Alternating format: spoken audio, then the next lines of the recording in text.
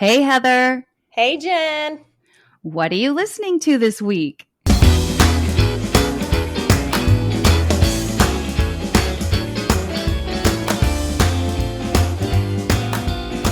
Welcome to Season 3 of What Are You Listening To?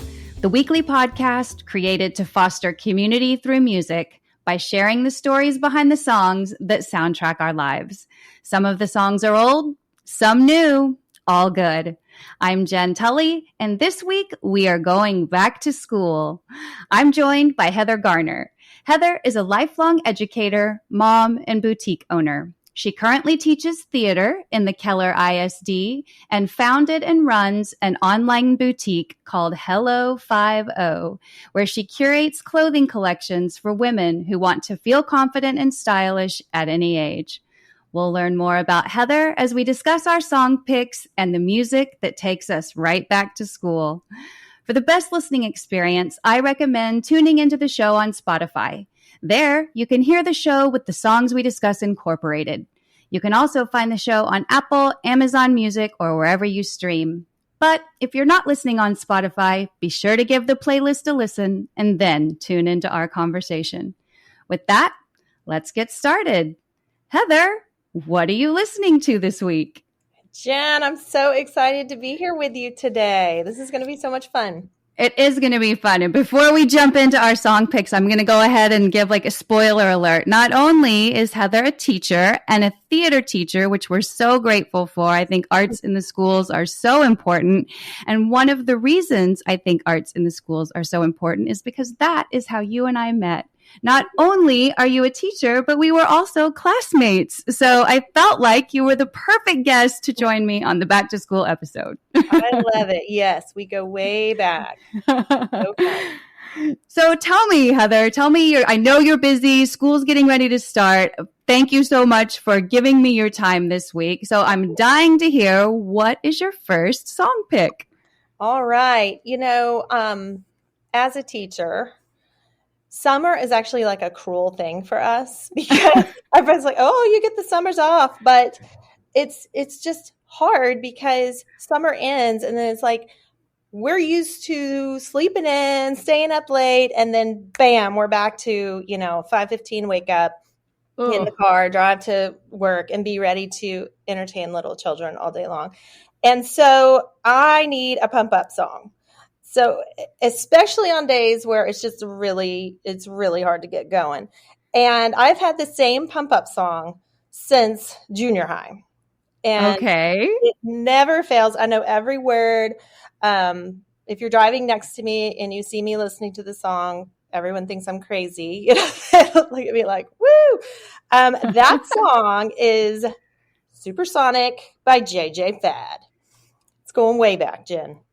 Amazing pick. This to me is an underrated classic, right? I feel like this song, like JJ Fad never got the same love as like Salt and Pepper or like some of the other bands, but I feel like they were just as innovative, right? Oh yeah. And a funny story about this song. I'm a theater teacher and I really started getting involved in theater in middle school, junior high. Ours was a junior high, but middle school age. And, we had a lip sync contest in the 9th grade. Laura Fava and I actually teamed up for this. And that was another classmate of ours. Teamed up for this. And we did JJ Fad's Supersonic. And we won the whole lip sync contest. So that's where my theater career kind of started, right there. And so, it's still been my pump up song since then. So it brings back those memories. Music definitely brings back memories. And sure. I always think of that like happy time. So if I'm in a bad mood, Supersonic, turn it on, and then boom, that's just that memory comes flooding back and makes me happy. Plus, it just pumps me up because it's a fun song.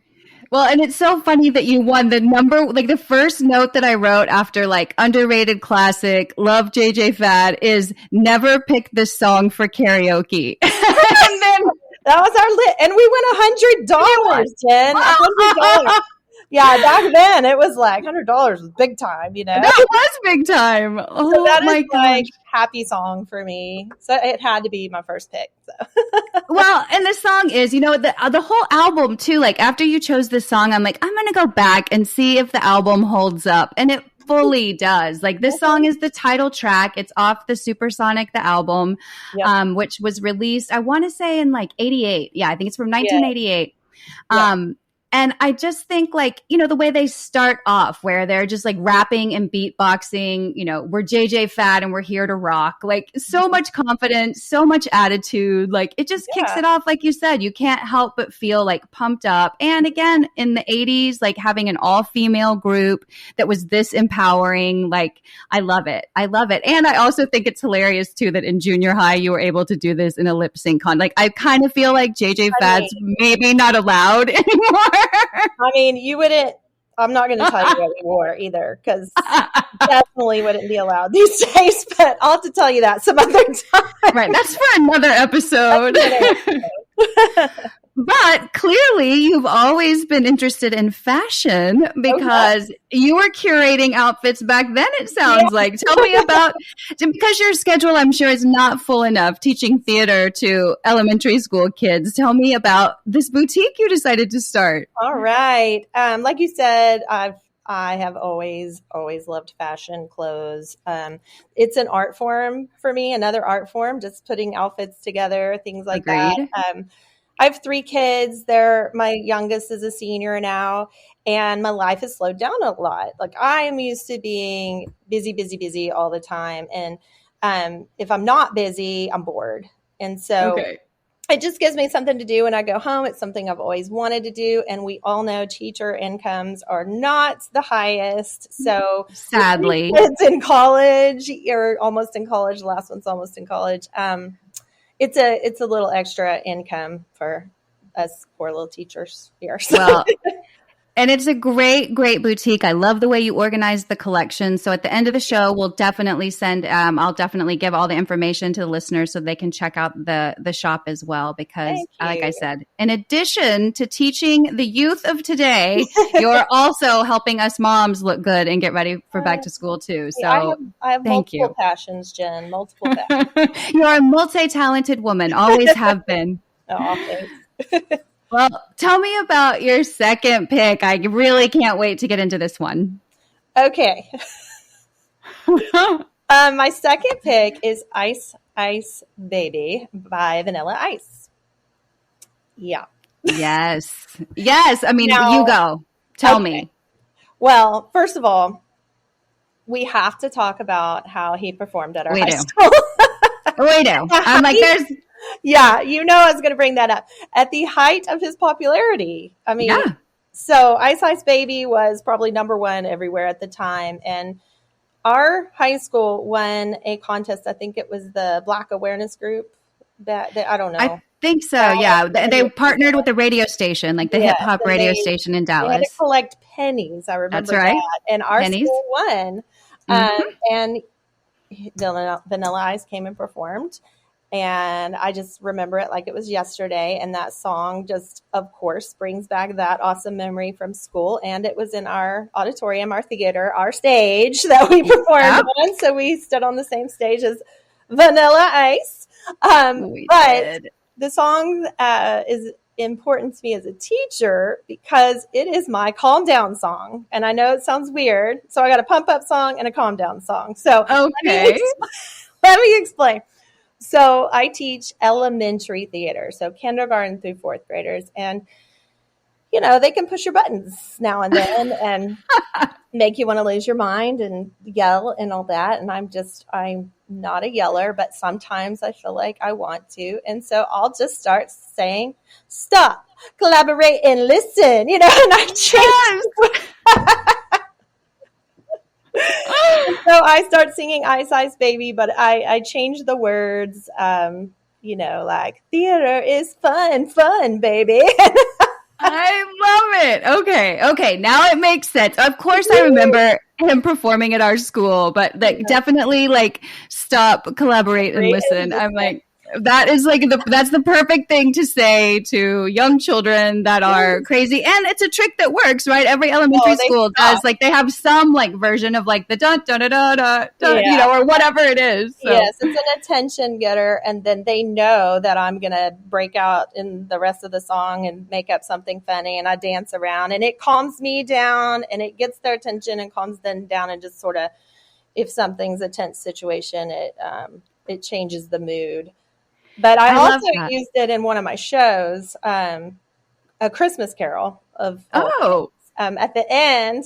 I was like, what can we do? And it was the play, not a musical or anything like that. But I was like, we got to have this great ending.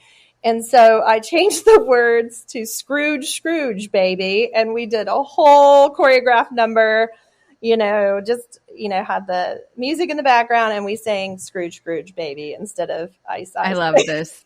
I love all of this. I like so want a video of these like kids performing this song. And I have to know too, because one of my questions was if you, if you did use music when you were teaching the kids and how that worked for you. So clearly you do. You use it for yourself. You use it with the kids. But I have to know, has anybody ever said back to you, word to your mother? No. Okay. I'm waiting. No. I'm still waiting for that precocious kid. I mean, I may have said it a few times, just so word to your mother, but no, none of them said that to me. That's hilarious. It was so funny though, because like the thing I'll say, like Vanilla Ice, like whatever, you can have your feelings about Vanilla Ice. There are so many funny things, but we're still talking about this song, however many years later, 30 years later, 40 years later. And people still know it. Like I was listening to our playlist for this show in the car, and my daughter, who's a sophomore in high school, knows the song. She was like, "Oh, he got busted for plagiarism." Of course. I was like, "Yeah, he did." I'm like, "How did you know that?" She's like, "Well, we learned about it in social studies in the plagiarism unit." Oh my goodness, that's hilarious. Okay, well, and there you go. Performed at our school. That should be in the history books, right? Right. And you performed at Trinity High School in Euless, Texas in the early 90s. So fun. That was a great memory. And as soon as I saw the song, obviously that was the first thing I thought of too, was just like, it's kind of one of those silly things that happen throughout your life that you're like, hey, I have a funny story. And anytime I hear it, like, in a bar or at a grocery store or wherever, if I'm with somebody, I'm like, did you know? He played at my high school. Mm-hmm. Yeah, it does. So fun. Well, speaking of going right back, you're also, I think, going to have a special attachment to my first pick, and I'm anxious for us to share this story as well. So my first pick is a song called Nothing's Gonna Stop Us Now by Starship. Mm-hmm. So this song holds a special place in my heart and perhaps yours too, because this was a song whenever we were high schoolers participating in our theater program. We were big into the UIL one-act play competition back then, which still goes on today. My daughter's school, like they still participate in it. I don't know if you guys do in your school district. Do you guys does the high school do one-act play still? Oh, yeah. Yeah. Okay. So it was a big deal for our school. Oh, even in middle school? Yeah, they have a one-act play competition. Oh, see, I love it. And it was such a big deal. Like you remember, I think at our high school, we went to a really big high school, and like football and theater were kind of like the ones that were always winning everything. Mm-hmm. And so it was a big deal. Our theater program was like very well respected. And every year, I think all 3 years we were there, we went to the state championships in Austin and finally won our senior year. Woohoo! But this was the song from our junior year, and I picked this one instead of the year that we won because I just remember this as being such a collaborative effort among all grades. Like we had sophomores that were in the show. We had, seniors that were getting ready to graduate where, I think you and I are both still friends with people from all of those classes. And this song, every time I hear it, it just reminds me of that collaboration and the camaraderie that we all had and just the friendships that are literally lifelong friendships. Like we have known each other since we were, 15 years old. And I think that when I hear a song like this and know that I can still be in touch with you, or, Allison Smith, or any Shannon Yoakum, any of the other friends that we made in that time frame. Like, really, theater was kind of, I always say it on the show, like, to me, music is the great unifier. And I think Mr. Blankenship, our late theater teacher, may he rest in peace, was really big on that too. And he knew the power that music had to motivate you and to solidify a moment and a memory. And he used that often. And this song always takes me back to that moment in school. And so always whenever, Ivy's getting ready to go back to school, or it's that time of year, I'll always, pop this one on. This one, or The Best, the Tina Turner song, The Best, was our senior year, the year we won our song for the show. And so those are always special for me. And it's hard. Like, sometimes when I was first listening to it and writing the notes for the show, I was typing it out and noticed I was like starting to get teary. And, yeah. Does that happen to you when you hear any of those songs? Well, the one that always got me was This Is the Moment from Jekyll and Hyde he played. Mm-hmm. I don't remember if he played it all the way through, if it was just like before State, but I don't know if I remember it because the word, I don't know if I can say it, but the D. You can curse. Okay. Damn was in it. And I just remember like, yeah. in high school. Damn. But that would made me cry back then because, State, and also Mr. B had gone through some things our senior year and had taken a leave of absence and things like that. And I knew how important it was to him for us to win this thing. And just that song, This Is the Moment, Yeah. Damn all the odds, I cried back then, and I cry every time I hear it. So all those songs he played for us, I remember, and it's touching, all of them. I agree. And I think it speaks to the power that teachers have to influence your life, right? Oh, sure. And it's such a, it sounds silly, like I feel corny saying it, but I truly believe it. It's like such a sacred responsibility, right? That we as parents hand our kids over to teachers, and then that they in turn love our kids back, especially the elementary age kids, and especially at a time where, the arts and humanities and libraries are under fire. I just think it's got to be such a hard job. So I'm so, so grateful for all the fantastic teachers I've had throughout my whole life, and the ones that continue to teach no matter how difficult and crazy it is through COVID and all of those things, and the ones that are teaching my daughter as well. So I'll thank you endlessly throughout this show, because I really do think it's one of the most thankless jobs, and it's one of the hardest and most important. So I think, again, the fact that we're still talking about a beloved theater teacher that we had, 30 years ago now, and the influence and the friendships that he helped forge are just life-changing. They're important. And the fact that, he used music and song, again, to solidify those relationships and bring us all together and give us a common bond and memory. I don't think it was an accident, and I think that's not at all. That's really cool. Yes. But you talked about your pump up song. So I have a pump up song too. And this song has been a pump up song of mine since high school. And so this one was more, I think that, I was nervous going into a new high school. I moved from Oklahoma to Texas my sophomore year. So I landed at this giant high school. I was brand new, and a lot of these kids had been going to school together since elementary school, and so I was always a little bit nervous, and so I always struggled with making sure I had something to get me pumped up to go in and start a new year. And beginning our senior year, I had a lot of friends. I was very welcomed into, the community at Trinity High School and the theater department and all of those things. But like you said, we had so much riding on that senior year in terms of our theater careers back then. Everything's so important then. Mm-hmm. And when this song came out in 1991, from then on, I'm like, this is the song I've always needed. This is the song that will get me pumped up to go into any situation and feel confident. And that song is Unbelievable by EMF. Yes.